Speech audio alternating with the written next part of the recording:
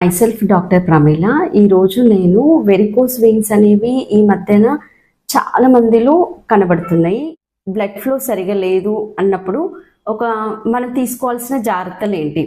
Varicose veins వచ్చినప్పుడు మనం తీసుకోవాల్సిన జాగ్రత్తలు వచ్చేసి కండరాల మధ్యనే ఈ రక్తనాళాలు అనేవి అమర్చబడి ఉంటాయి.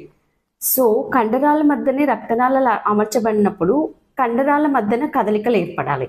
కండరాల మధ్యన కదలికలు ఏర్పడాలి అని అంటే మనం చేయాల్సింది ఏంటంటే 20 నిమిషాలు మనం కూర్చొని ఉండడం అనుకోండి, ఒక 5 నిమిషాలు కంపల్సరీగా లేచి నడవాలి. అదే ఒకవేళ కంటిన్యూస్గా ఒక హాఫ్ అన్ అవర్ నిలబడ్డం అనుకోండి, ఒక 5 మినిట్స్ కంపల్సరీగా నడవాలి. అటు ఇటు మన మూమెంటం అనేది చేంజ్ జరగాలి. ఎప్పుడైతే ఈ మూమెంటంలో చేంజ్ జరుగుతుందో అప్పుడు అక్కడ కండరాల లోపల కదలికలు ఏర్పడతాయి. ఈ కండరాల లోపల కదలికలు ఏర్పడ్డాయి అనుకోండి, రక్తనాళాల లోపల బ్లడ్ ఫ్లో జరగడానికి సాఫీగా జరుగుతుంది.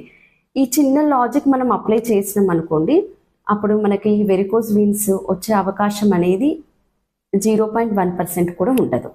సో మనము మన పనిలో మేము నిమగ్నమయ్యి కంటిన్యూస్గా అవర్స్ టుగెదరు పనిచేస్తూ మనము ఆ ప్లేస్ నుంచి కదలలేకపోవడం వల్లనే చాలా మందికి ఈ వెరికోస్ వెయిన్స్ ప్రాబ్లమ్ని చూస్తున్నాము.